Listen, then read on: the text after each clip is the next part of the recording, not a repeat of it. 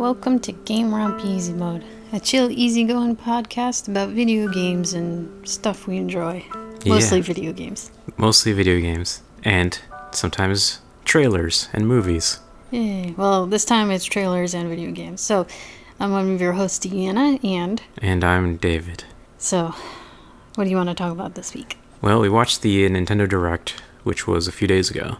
So, let's talk about what we saw, what was exciting, well, we can skip what wasn't exciting. Yeah, that's probably for the best.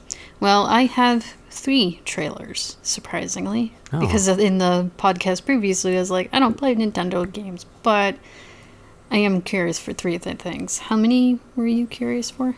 Basically 2, I guess. Oh, okay, so I guess I went out. So I guess I can go first then. So the first one, actually, I don't know if they were in any particular order. I mean, they were in an order. I don't remember. Most of the presentation was like Mario's 40th. Yeah, but we don't care about Mario, whatever. Yeah, I don't He's think... doing his thing. They're making a new Mario Galaxy movie, which was like the first big thing they've showed. With, like, the worst title for it, too. The Mario movie, the Galaxy, or the Galaxy movie, or whatever the fuck it was.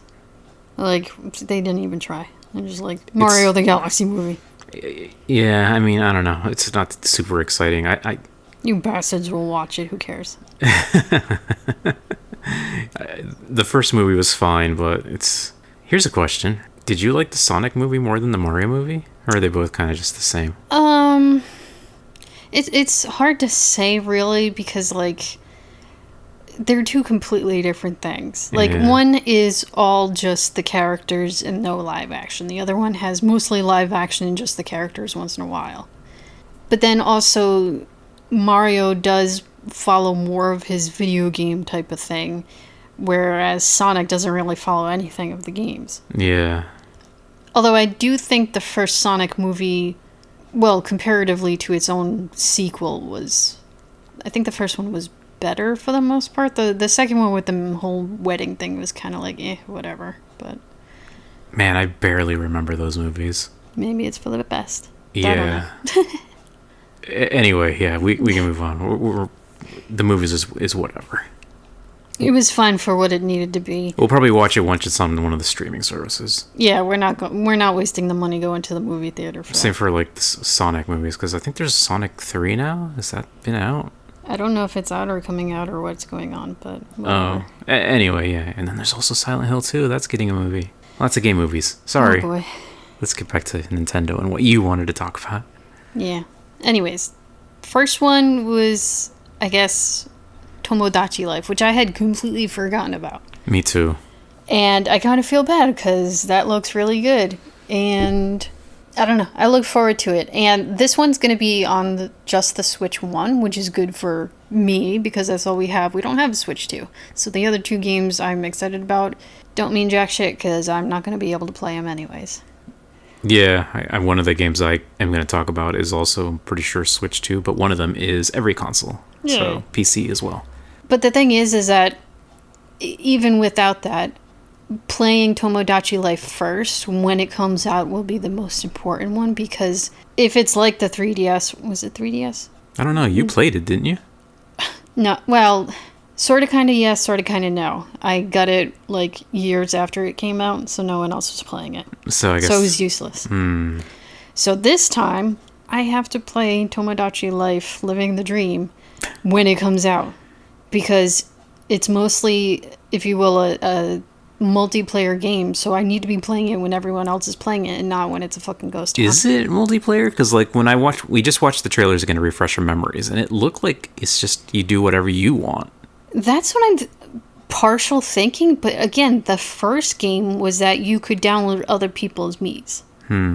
And it's just also the community playing it at the same time. Yeah, that I can get, like sharing screenshots and clips or whatever. Yeah, so that will be important to me, and I can't wait because it looks fucking adorable and silly and goofy, and I don't know what kind of weird transformation they put those voices through, but I fucking love how they sound. Okay. I don't know, it's something really silly, but yeah, there's something specific about it, and I don't know how to, like... It's just charming. I mean, it's charming, but there's something... It's different, and it's just... I mean, obviously it's computerized because Yeah. they can't have someone, I'm assuming, saying all those words that they're going to be saying and to do it like that. They're probably just taking it from some kind of automation program thing, but I don't know. Like a text-to-speech type of thing, except... I guess, but they don't sound like other robot text-to-speech things. Anyways, I look forward to it, so I'm excited. And they did have one of the Tomodachi's poot in the trailer, too, so that was funny. Poot? Fart? Yeah, a little fart. Oh, okay. Because it's just like a little poot and it comes out as a... Very important observations here. Yes. Although they didn't have the 50-foot me woman this time. Oh yeah, I guess that was the other trailer. That was funny. Yeah. I think that's the thing I like about... I mean, I didn't even play the other one, but I've seen people on YouTube, share little clips here and there. But just how funny and silly it is. Yeah, it's goofy fun. Like, the one that always goes around is, like, them having a virtual boy and, like, a bunch of me's, like, just chanting and worshipping it. Well, now they're going to have that chance, because that also came up in the Nintendo Direct. It was a new Virtual Boy. Oh, yeah. They're bringing Virtual Boy games to the... And an actual well, maybe not quote-unquote actual Virtual Boy, but a Virtual Boy that you can put in your Switch system. A plastic shell that you put your Switch into, yeah. Or you can just use a cardboard thing. Apparently that's also going to be a thing. Yeah, which is... I mean, the cardboard would probably be easier. Yeah. That's kind of fun, because I've never played Virtual Boy. When it existed. Actually, I don't know if I might have tried it, like, at, how EB Games and those places would have setups like that. Yeah. I might have tried one in there, but other than that... I don't think I've ever seen a Virtual Boy in person. I could also just be misremembering, because this is ancient. This is so long ago. It's like before the N64, so... Anyway, yeah, that's also an interesting thing that got brought up. I talked about mine, so your turn next. Sure. Sorry, I was thinking about the Virtual Boy, and I thought, there's a Shin Megami Tensei game on Virtual Boy. What? Yeah, it's called Jack Bros. Huh. And you control you can control Jack Frost or Pyro Jack or one other one. I forget what that other one is. Now I know Jack Frost, and I know the little. Is it a little black version? Jack Frost, the little white mascot, right? Yeah, I know. Pyro Jack is the pumpkin-headed fire one. Whenever we play Persona 3 and they do the stand-up comedy act together. Oh, that's Pyro Jack? Yeah. I mean, he goes by different names in the games, but yeah. I was gonna say, because that doesn't look anything like Jack Frost. No. And then there's a third one, but I don't remember what that one is. And I don't think that one's in most of the other games. Like Bomb Jack, maybe, or something? I don't remember. Anyway, yeah, fun fact. There's a Shin Megami Tensei game on Virtual Boy. So, anyways, I'll talk about one of the Switch games that I am probably not going to actually get to play anytime soon. Unless there are other ways of playing it. So, Fire Emblem finally got a new game. Oh, boy. I was kind of hoping for a Fire Emblem 4 remake, because Fire Emblem 4 is a very kind of serious political story that just never got brought out to the West. And there was rumors that it was going to happen, but I guess those rumors have proven to be false. Dun dun dun. Because, I mean, people have been talking about Fire Emblem 4 remakes since before Fire Emblem Engage. So it looks like it's just not going to happen, sadly. It looks like this Fire Emblem is going back to Fodland, which is the Fire Emblem land of Three Houses. So that's the high school one? Yeah. I don't know if this is a prequel or a sequel. It's kind of hard to say either way. Or if there's time travel shenanigans. Because maybe. It's hard to say with these games. Because, they're JRPG fantasy. Sometimes they can be, also, there's sci-fi stuff in it. There's people riding carriages, in ancient Rome with horses. There's your main dude has got, a chocobo, and he's riding on that. But there's also, some lady with a gun. It's just, a modern-looking gun. Is that what gave off the feeling of time travel shenanigans? Between that and Sothis, which is a character that appeared at the end of the trailer. Sothis was in Fire Emblem Three Houses. It's kind of spoilery to say what she is, but she appears as this younger girl in Three Houses. But in this, she looks way older. So your first thought is oh, this is in the future then. Yeah, a sequel. But she's she's one of the dragon things, so she could technically be any fucking age. It could also be that this was when she was like alive, because that's kind of a spoiler, but yeah, we won't say more about that. It's just who knows what this character is doing back. What is this world? Because it doesn't look like anything that I've seen in Three Houses. Granted, there has been a DLC for Three Houses I never played. I forget the name of it, but like you in Three Houses you got, well, as the name says, 3 houses in this school, and you kind of pick which one you're going to be in, and that's kind of your storyline. Right. One of the houses actually has 2 different storylines. So there's like 4 in total, and then they added a 5th one with DLC. Okay. I've never played the 5th one, so I don't know those characters, but I know they have kind of connections to some of the characters in this trailer. They kind of do it's not quite like Suikoden, but in Suikoden they have runes, right? In the Three Houses version of Fire Emblem, they have something called...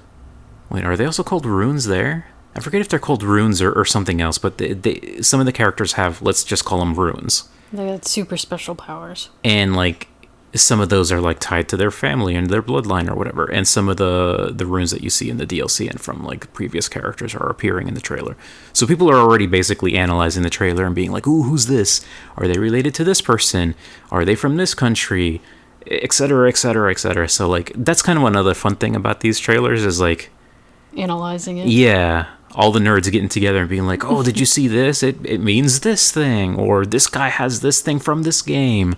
So that's kind of fun. Yeah. One of the things from Three Houses that was kind of neat is that they introduced, well, it's not the first game to have monsters, but in Three Houses there's a lot of big monsters. Like dragons? Yeah, and they can take up like more than one space on the board. Now, this is a strategy game, in case anybody doesn't know, and like it's grid-based. Most of your little dudes take up one space. Sometimes the monsters will take up like 4 spaces. Holy shit. Behemoths. So big monsters, and like some of them are even bigger than that. One of the characters that looks to be a playable character, actually, yeah, it is a playable character because you can see her menu. She can just summon one of these monsters to fight for her. So that's pretty cool. So if anyone played like Three Houses and was like, man, it'd be cool to control one of these beasts, well, now you can. And another thing that's coming in is mounts. So the main guy's like on like this chocobo thing or something, right? But you also see the enemies like riding chariots. But you can see in the menus, if you're looking through the menus when the trailer's playing, you can dismount them. So that's going to be a gameplay element to think like, oh, maybe I want to be on my mount to get up to the enemy, but then I want to get off to use like other benefits or whatever. So that the mount itself doesn't get hurt? Whatever reason you might want to get off of your mount. Because there's also like there's certain weapons and skills that do a lot better towards mounted units. So oh yeah, I guess that makes sense. There's all this strategy stuff you have to like take into consideration. Anyway, it's kind of exciting, and also at the same time, it's kind of like disappointing. A little bit, because like it's back to the Three Houses world canon, whatever. Like it's not a new story with new characters. I mean, it is. This is a new story with new characters, but it's set in an established world already. And that can either be a good thing or a bad thing. And I don't know which way it's going to be yet, but I'm going to try to stay optimistic about it. What if it is like, it's clearly set in the same world, but if it doesn't have anything to do with the school itself, isn't that better? Definitely. I did not really... The school setting was kind of fun the first time you played it. As you're getting used to it, and like it's just kind of neat to be like, oh, I can walk around and talk to all the characters and try to recruit them into my army or my class. Because when you play Three Houses, you have, again, you pick one of the 3 classes, and that comes with like the characters are already in that class. But you can technically recruit characters from the other classes to join you. And if you don't, there are consequences to that later. We'll just say that. Because there's a time skip in that game. Okay. Is that a spoiler? Whatever. Three Houses. As far as anyone else listening to this, I don't know what they would count as a spoiler or not, but I don't get into these games. So yeah, I'm guessing if you care about Fire Emblem, you've already played Three Houses, and if you don't, I'm not gonna like do major spoilers, but yeah, there is a time skip in that game, and depending on who you recruited or not, like you might have to fight some of these characters. So like. You can like, oh, I really like this character from this other house, and you know we've had a couple conversations, but I didn't max out the affinity or whatever to recruit them, and now like they're fighting me. And if you didn't like fully recruit them, you might not be able to prevent them dying, etc. So dun, dun, dun. It's Three Houses had a lot of things that it did very interesting in the sense of like these three houses kind of represented three different nations, and they're all in this school together, like, peacefully. But it doesn't end up that way. yeah, the peace doesn't last, and shit goes down, and eventually, yeah, there's some, fighting happening, and it can get pretty dark. But it was genuinely, it was a good game, very enjoyable. There's some stuff I didn't like it about, like it does that thing with the protagonist where it's like, it's not really a set character, but it's not really a create a character. It's like the lazy version of a protagonist creator. Like, are you a boy or a girl? But you're always going to be Byleth. You're always going to have purple hair, and she's always going to be a silent protagonist. It's just terrible. There have been the main character for the new one. What is it even called? I should probably say the name of this Fire Emblem. Fire Emblem Fortune's Weave. The main character for this is like this dude called Kai. I think he's the main character. He's the one that you see in the walking around parts of the game. Because, like, in Fire Emblem, obviously when you think of Fire Emblem, you think of, like, the top-down strategy view. Yeah. But Three Houses introduced a section where, like, you're walking around the school. Engage also did that, where you're walking around the Somniel, which is, like, this dragon castle place. This time, I don't know where he's walking around. Some, like, it kind of looks like a Roman town with a Colosseum, but, like, he is the character you're controlling as you're walking around the town. So I'm guessing he's the main character. It looks like he has his name. He talks. He's fully voiced. So he's not going to be that kind of protagonist where he's like halfway into neither exactly thing. Because Engage also kind of did that, where you're controlling I forget her name. People call her Crest Chan because she's got the red and blue colors, like, oh, the toothpaste hair. Yeah. You can't customize her look or his look. They just always look that ridiculous. Yeah. If you name them something else, it doesn't matter because, like, nobody says their name in the cutscenes. That's another annoying thing about it. Like, if you name your character something like his name is Tommy, or his name is Boob Knocker, or whatever you want to name your dumb character, the other voice lines aren't going to reflect that. Like Persona. Yeah, actually. Exactly. Even though you named him Makoto, which I guess is what the canon name. Yeah. They never say it. Because you could technically name him anything. And it sucks because, like, especially in Persona 3, when you do, like, the shift attacks or whatever, passing, like, they'll be like, hey, you got it, your turn, or Junpei, you're up. But everyone just calls him leader. Even in, like, scenes where, like, it's just, I don't know, man. And sorry, getting distracted with Persona. Actually, I was just thinking as a little extra thing. You know how, like, in the early Pokemon games where they would give you 3 names you could choose from for your character and then also choose whatever you wanted to name it? Yeah. They should have these games where you can pick those 3 and those 3 will have the voice recordings for the name. And then if you choose your own name, then they won't say it. Because if you're going to pick the canon name, they should have that anyways. Yeah, even just 2, like the canon name versus non-canon name. Whatever. That would be great, yeah. But sadly, that's not how it works usually. So the past 2 Fire Emblems had that thing with, like, you can name your character anything, but you're stuck with how he looks. In Three Houses, at least, like, it was more of a blank slate. They never talked, so whenever you're choosing your dialogue options, it's kind of like, oh, it's the self-insert. You just can't customize what they look like, sadly. For Engage, you can't customize what they say in the they have a full voice with, like, a backstory. Like, this is a set character. But again, like, it's just weird because, like, nobody says their name. You're choosing between a male or a female. I guess that doesn't really matter, but it's just done poorly. I think the last time it was done really well was Awakening. You can make your own character. Choose what they look like. Choose your gender. Choose your body type. Choose, like, different hair, faces, whatever. But he wasn't, like, the star of the show. He was kind of like... almost a side character? Yeah, like Chrom is kind of like the main hero of that story, but you're like the tactician. So you show up and you're part of the story too, but it kind of works because, like, everything would go even without you. Anyway, all that to say that this new Fire Emblem has, like, it looks like the main character might actually be more established, so that's probably better for people who like story, because, like, it doesn't have to feel so cliche and, like, forced that this character's just there. They might play a more central role. It's not as disjointed. Yeah, it might just feel better. As much as I like a custom character, like, if I had to choose, I would just say, just let me customize my character, and then, like, I can deal with the story being whatever it is. Yeah. I feel like, there have been past episodes of this where we've argued, like, either give us a fully customizable character or give us a set character and don't do this, like, halfway down the middle shit. Yeah. So it looks like they're going on that side of things, which would still be better. I guess that's all I have to say about the Fire Emblem thing. It looks fine. The animations, hopefully, are as good as Engage. One thing about Three Houses, if you go back and play it, it's kind of ugly, honestly. Especially because Three Houses did this thing with battalions, where your character would have, like, a battalion of soldiers behind them.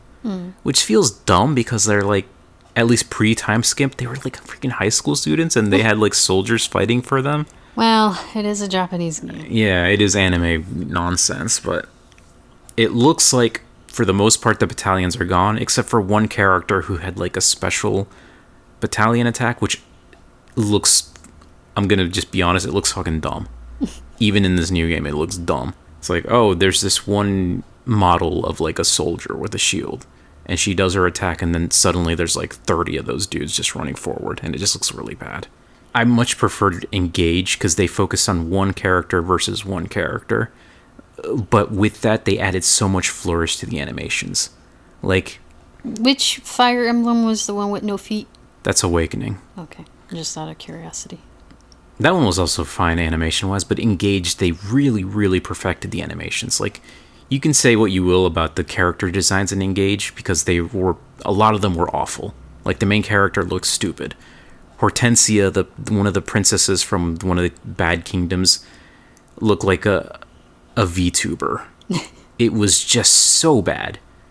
But the animations were so good. When you're using your main character and, like, she dodges an attack, it just looks like a fluid little anime clip where she just, like, evades it and, like, does a little flip and then counterattacks. It's so good. And that's what made Engage to me, like, just so thrilling to play, because you would be watching out everything, and you can just watch the numbers and, like, oh, you hit for 20 or you hit for 10 or you missed or whatever, but, like, the animations really made it just feel so good. So I hope, even though this is going back to more of a Three Houses visual style, that they still keep the animations.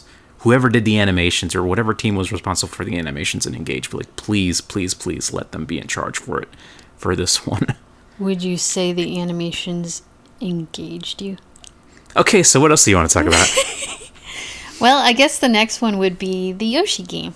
The Yoshi game is kind of exciting, because the last time I played a Yoshi game, I think, was maybe the one on the N64. Because, like, I know there's Yoshi's Woolly World and Woolly World and stuff like that, but I don't think I ever got to play those. Wasn't there one? Woolly World was about wool, but wasn't there one like Papercraft?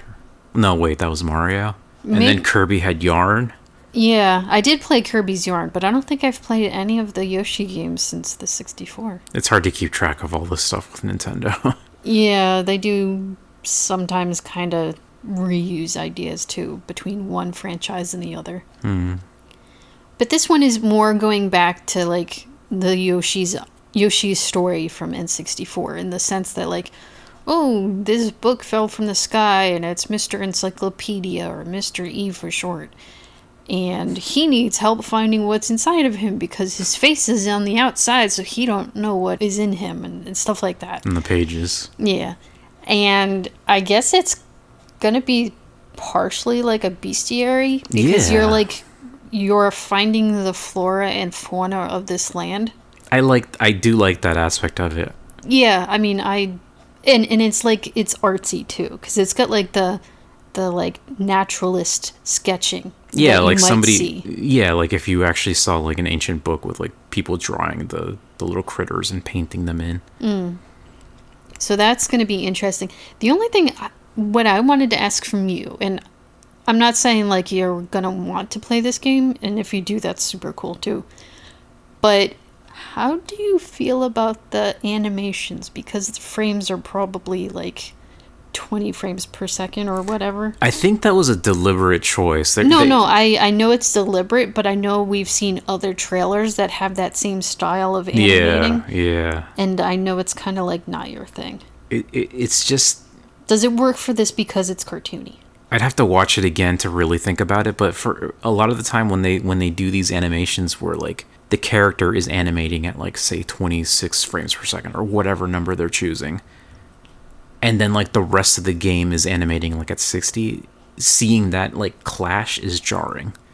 But then if they animated everything and just capped the game at like 30 frames per second, then like people are going to complain about that too.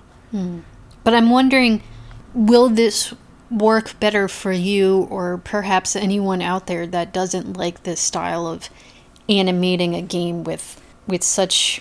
It's almost like stop motion or like flickering animations. Like traditional animation where, yeah, they had... I forget what the number is that they aim for when they... I think like films are at, what, 26, I believe? Something like that, yeah. And then anime would animate even less than that. It just depends on what studio and what they're aiming for, but... But I'm wondering if this would work better because it's Yoshi and it's very cartoony and it's not trying to be realistic, whereas the other games, like, I guess they're not trying to be necessarily realistic either, but, like, they're trying to work with human characters, and maybe it gives more of an uncanny valley type of feel to it. The only other game I remember doing this... It's like watching everything through a strobe light. Yeah. The only other game I remember doing this was that game about the bayou. Yeah. And they when it released, they put an option to turn that off so you can just, run it at a regular frame rate. Oh, that's interesting. So, yeah. I remember seeing those trailers and being like, oh, that's kind of cool. And then, like, not even, like, 5 seconds into it, like, oh, actually, I don't like this. Because, like, yeah, there is something about that animation, I don't know, maybe it's just gamer brain, but it just feels bad. I was going to almost wonder, does it have anything to do, perhaps, with that issue of, like, was it motion sickness or something? Do you think it has anything to do with that, or am I completely off base? I don't know. I wasn't getting motion sick from it. I guess you might be able to, but... Because I'm almost wondering, like, if there's someone that gets triggered by, like, the strobe light effect, would the animations maybe not exactly trigger that, but have, like, an uneasy feeling because it's so similar? Maybe. Just random thoughts. But anyways, Yoshi's story... or Yoshi in the Mysterious Book, whatever. It looks cute. The only problem is it's gonna be Switch 2, so I can't play it. At least not at the moment. No. And it's probably not gonna happen anytime soon. Who knows? I mean, we'll see. I'll have to see if there's like someone else with like a Switch 2 that would be like, yeah, I'll borrow it for a week, play the game, and then bring it back or something. Your turn. That reminded me of, like, there was that one game I wanted to make. It wasn't so much a game. The idea of, like, the bestiary, Beasts of Aloria. Oh, the comic? Yeah, and, like, the whole... It started as a comic, and that's all I ever did, just a few comics, but, the idea was if it ever was a game, like, it would be like an RPG where, yeah, you would get into, like, fights with monsters and stuff, but, like, not necessarily have to kill them, or sometimes it would just be a matter of, like, distracting them long enough for the artist to, like, draw them for the bestiary. But... I guess for this Yoshi Keep that idea under wraps. Don't take that idea. Well, I doubt we're ever going to be making a game like that. But anyways, sure, I guess we can move on. I guess my other game that I saw, and I already talked about it before, but Monster Hunter Stories 3. Ooh. We got another trailer for that, and then I ended up watching it again on YouTube on their own channel, and they're clearly recording off of, like, PC because it looks beautiful. But, I mean, you can play it on Switch if you want. I'm just going to get it on PC because that's what I own. But this is definitely a day one game for me. I freaking loved Monster Hunter Stories 2. I never played the first one, but from what I hear, 2 just takes a lot of that and just makes it way better, so... No real point to play the first one. Yeah, unless you want to, like, just see the story or whatever. But 2 is amazing, and there's a free demo, so if you want to try Monster Hunter Stories 2, you can try the demo on Steam or on Switch. It's like, I remember when I was playing that, I kind of thought that this feels like Pokemon but better. This is like the kind of game I want out of a Pokemon style game. But maybe, obviously that's just, subjective. But the really fun thing about that was like when you're fighting with your monster, you are literally fighting with your monster side by side. Yeah. They're not just like, oh, there's a big dragon attacking the world. I'm going to send out my squirrel and he's going to deal with it while I just stand in the back yelling. You are up there fighting with the monster too. So like, and you team up. Like if you're really in sync with each other and that's like a mechanic, you can even do like dual attacks together. How much do you think they had to pay off Nintendo? Oh boy, that's another thing too. We already talked about that last week, right? A little bit, but I noticed, or you noticed something in the trailer. Yeah, there's one of the patents Nintendo did was, I don't have the information in front of me because I didn't prep for this specific, but since you're bringing it up, something along the lines of like switching mounts. Oh yeah, how they on did the fly. In what was it? Which one was it? Pokemon Arceus? Was it Arceus? One of the games, yeah, you can like have the motorbike Pokemon, or you can be flying and then it'll switch when you go down to like the ground level or something. Mm-hmm. So yeah, they that's like another patent that they put out, and obviously they're trying to just build up an arsenal to go after Power World and anyone else that might try this, because there's a game that's copying Power World that's coming out now. So Nintendo's is going to have their hands full if they're going to really try to go after all these monster clones, which they really shouldn't. It's so stupid. And I'm going to get into why later. But, yeah, there is that patent. And yet, funny enough, here they are. Here's Capcom showing their monster game about collecting and fighting monsters and also doing that mount thing. Because, like, at one point you see the character, he's on Tobikadachi, which is like this, it's not really a flying squirrel. A flying squirrel if it was like a lizard.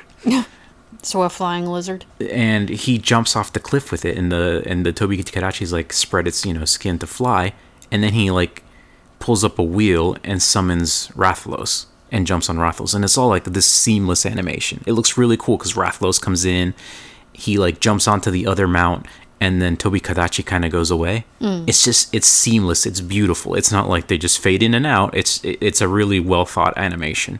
But that's like Nintendo patented that kind of thing. And like the other patent that's more generalized of like summoning a monster to fight with you. It's like that's exactly what this game is. And yet they're happy to put it onto their direct. So yeah. So it's like, are they doing all those patents just to like take out Pal World for some reason?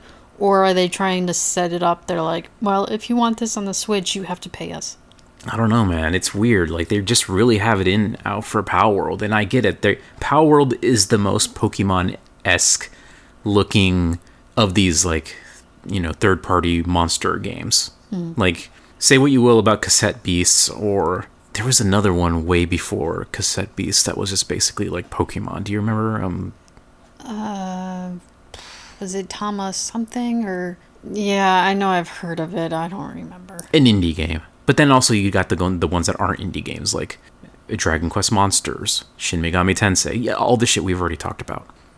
So it's kind of clear that they're trying to go after Power World, because Power World has like they're doing the cutesy Japanese style monsters more than like Monster Hunter's more kind of like not realistic, but they're like dragonish and stuff, and like fantasy RPG. Yeah. Same with like Dragon Quest. Shin Megami Tensei is more like deities and spirits and stuff.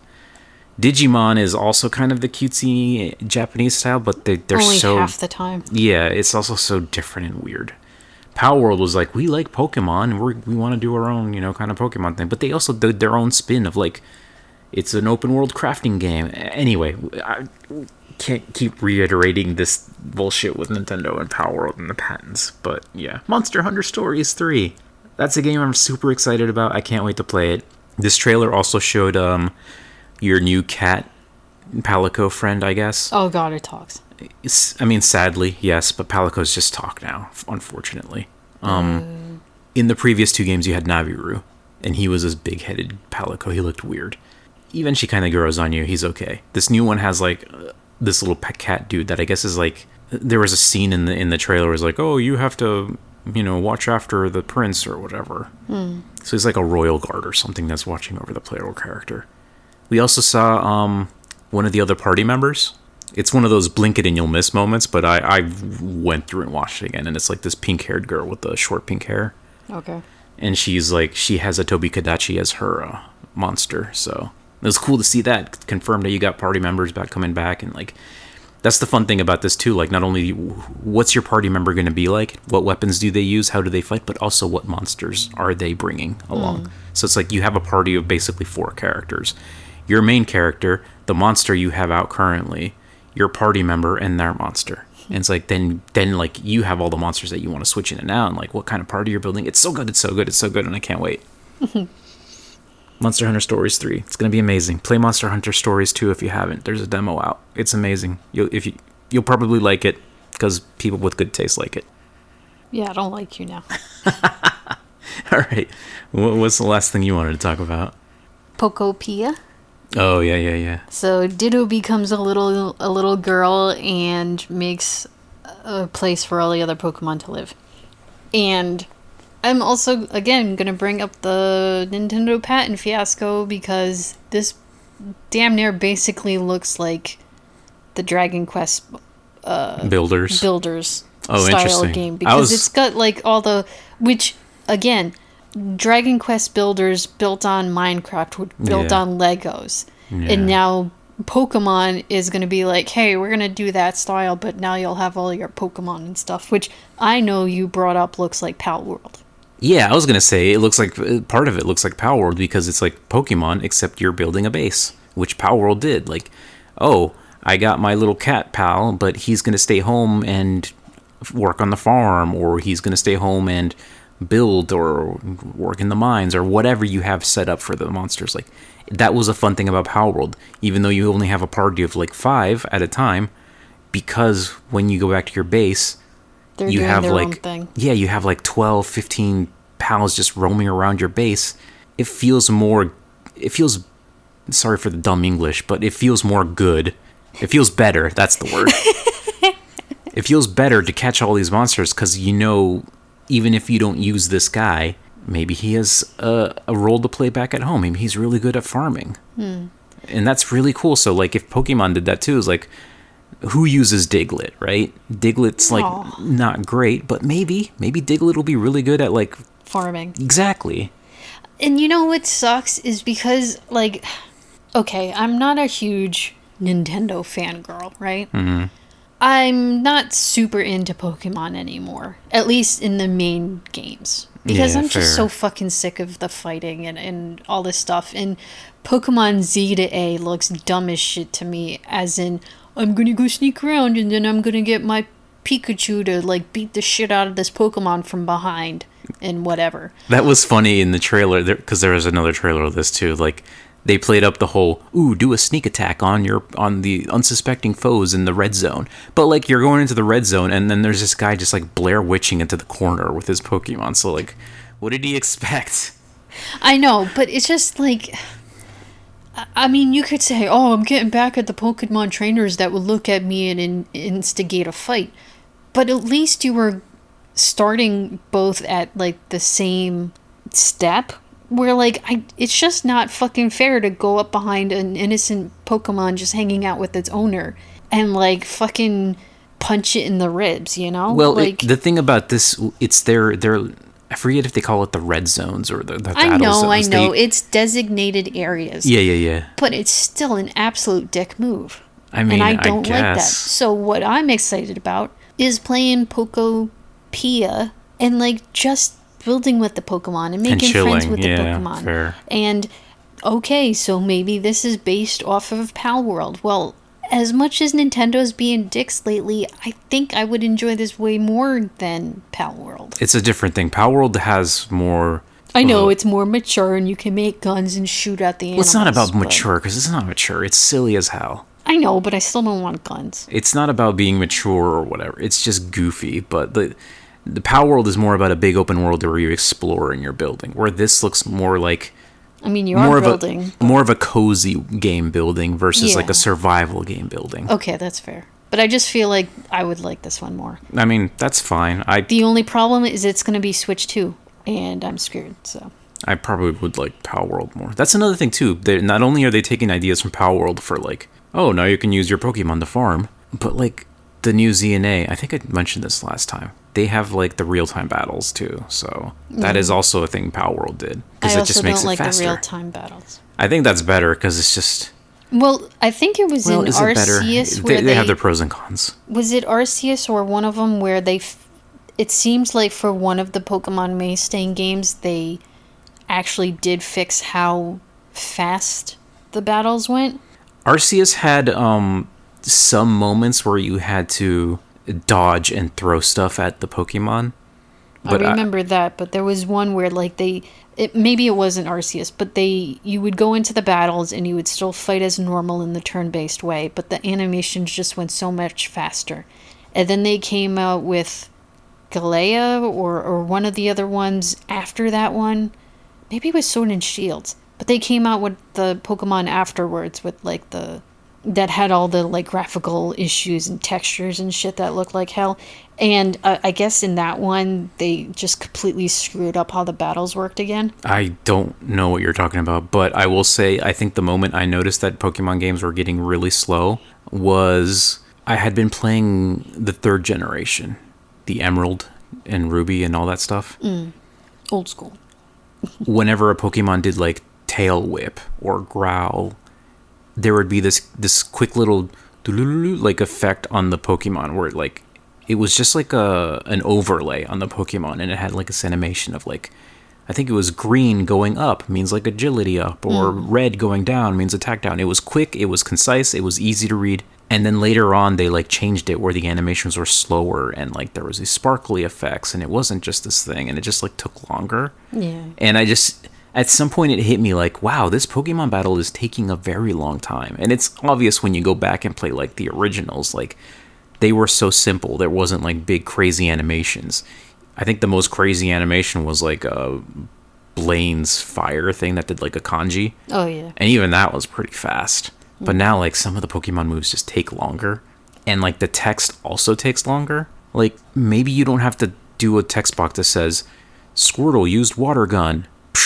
It is super effective. And it's like just make it faster, like water gun, and then just like everything going off at once. Like I don't know, there has to be a way to make these battles faster, because they just can take too long. And that is one of the nice things about going in real time, like in Power World, because it was just a lot snappier. And I don't know, maybe that's just me being older and then more impatient, but sometimes it is just nice to be like, okay, this thing went by fast. Instead of like, oh, this is taking forever. Yeah. I mean, I kind of, in a strange way, I kind of felt that way, like trying to play through New Horizons. And I know one of the devs, or the main devs, was like, we want you to just sit and relax and enjoy this game and take it slow. Okay, but like, I don't have all the fucking time in the world. I just want to make like 10 of the fish bait at once. Please, for the love of God, don't make me take 30 seconds to make one bait at once. But, whatever. Anyways, sort of looking forward to that. I'm not going to be able to play it unless I finagle something, but it still looks cute. I'm curious. And in the trailer, it also shows like another Ditto kid. Yeah, there's quite a few, so looks like multiplayer is going to be a thing. Yeah, I was wondering, is it just going to be like a multiplayer thing, or will there be other Dittos that also decide to be little kids for whatever reason? I'm going to guess the Dittos are just player characters, and all the single-player story stuff is just going to be the Pokemon, because this is like the mystery dungeon games where the Pokemon are actually talking to you. Yeah, that's true. Which is like, I don't think most of the Pokemon games don't do that. I am kind of curious how they're gonna explain how all these Pokemon manage to build a Pokemon Center, but I guess we'll see if that. And who's running it? Yeah, or is it just an empty shell? Well, I mean, it could. It's probably just a Chansey. Yeah, I mean, Chanseys have been running. And she knows how to use the microwave. The microwave? You're gonna call that a microwave? That's fucked up. They're all cooking the Pokemon inside the Pokeballs. Doot, doot, doot, doot, doot. Your eggs are ready. Here's some scrambled Pikachu. Well, that was pretty much me for the trailers and stuff. Just those 3 things. You had your 2 things. Is that pretty much it? Yeah, we're not going to really talk about the other stuff. That's what excited us. I will say it was kind of funny seeing the Metroid thing. Because at first I thought, are they really going to make like the Metroid racing game? Oh, like, yeah. I thought, like, oh, we got Mario Kart. We're going to make Kirby's Air Ride. Why don't we make a Metroid racing game, too? Yeah, because she's, like, on a Tron bike for half of it. Yeah, but it's just Metroid Prime 4, so whatever. I'm not really into the Prime games. I played the first Prime game, but never finished it and never played the other three. So, technically there are other three because there's a DS one that I didn't. Played the demo of that, but anyways, no, I'm not really into Metroid Prime. I haven't played the other 2D Metroid game either. It's just, I don't know, man. It's just expensive for how short it is, and I'm poor. I guess that's all then. We'll see what we have to talk about next week. I did finish the Trails of demo that we talked about briefly last week. Shall we keep that until next week then? I don't know what's the time. Well, I don't know. I'll just say I liked it, and I'm gonna look forward to playing it someday, just not anytime soon. Do you know that if you buy it in the future, I guess your whole chapter goes to the next game, I assume? Thankfully, because I put like 10 hours into that demo. Yeah, holy shit. I wonder if that's like the longest demo. I don't know. It's a good sized demo. It's the prologue. So now that like it ends with a, I don't know if you want to call it a cliffhanger, but like, oh, something bad happened, and we're gonna find out what went wrong.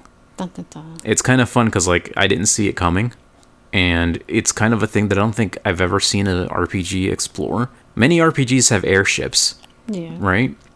And a lot of airships, you know, especially in these RPGs, they're like, oh, these are commercial airships that people, you know, they buy tickets and fly to different countries and stuff. Yeah, it's basically a blimp. It's like an airplane, right? Like our modern day airplanes. Well, what happens if like there's a crash?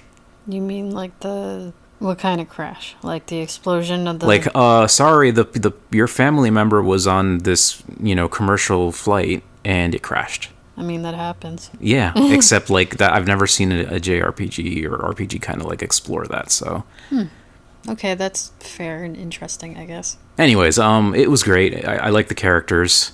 I talked about it. Did they say who was the character, or was it the dad? They did say who, and I met some new characters like the reporter and his like assistant who Did their dad die? The assistant who uses the camera, right? Their dad died, huh? Would you stop? Just tell me. The dad was on it, but we don't know what happened to him. Okay. See, that's all I wanted. But that's a spoiler, and this isn't like a new game. But, I mean, it's a remake, and if it was in the demo... I mean, still, that's like 10 hours into the game. Yeah, whatever. I'm not gonna review who, like, betrays you, and, like... there's also a part where, like, oh, this person you met, like... they weren't a good person and they did something bad, and like that was also a thing that you had to find out. And it's like, I'm not gonna reveal that. Like, play the game if you want to see this stuff. I don't think we should spoil that. But I will say there was this one fun part with you had to escort this reporter dude, and he wanted to go to this tower because like, oh, there's a bunch of these towers in all the countries, and you know, we want to get some pictures from the top. So you go with the reporter and his assistant or employee or whatever she is, and she's like got a camera, right? Now, these are two characters that they can't fight. They're not warriors. So when you get into fights, you have to protect them, and if they die, you lose. Right. But it's funny because even though the little camera girl, she can't fight, she's like in love with taking pictures. And whenever the monsters are out, she's like, oh, you look great. Or, oh, this guy looks so cool. And she takes a picture of it, and it always like blinds them. Aw. So like she's not fighting, but it's still handy when her turn comes up because she'll take a picture of something and blind it. Aw, that's Whereas cute. like the reporter dude's just like running around like a headless chicken scared. So yeah, there's a lot of charm in this game. I can't wait to play it one day. I don't know when that will be, but definitely one day I'm gonna get Trails of and finally get through that game. Well, I guess we'll have to look back when we get to like episode 200 and something and see if you've managed to play it. I probably will play it later this year because like, okay, I want to play Final Fantasy Tactics. I don't know if there's anything coming out after that I want to get around to. So, well, we're about 3/4 of the way done with the year, so we'll see. That's fucked up. Yep. 2026 is coming up soon.